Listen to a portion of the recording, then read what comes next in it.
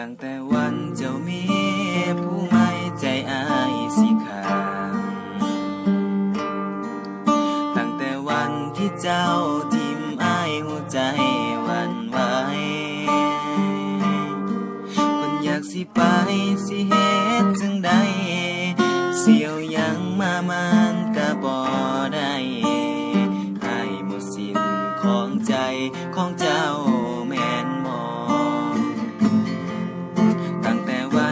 เสียน้ำตากับเจ้าน้อลาตั้งแต่มือให้เบิดปัญญาสิดึงเจ้าไว้เฮ็ดจังใดเจ้าก็บ่หวนมาถึงเวลาที่เจ้าสิไปจำเป็นต้องได้หนีให้อยู่ข้างกำแพง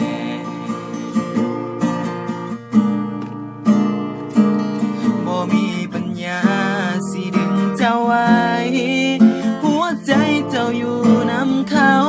คนเป็นแฟนเก่ามื้อนี้มันเบิดเวลาหัวใจอ้ายนั้นกอดเจ้าแต่หัวใจเจ้านั้นกอดไผมันเจ็บเกือบตายน้ำตาสิไหลยามคิดฮอดเจ้าเด้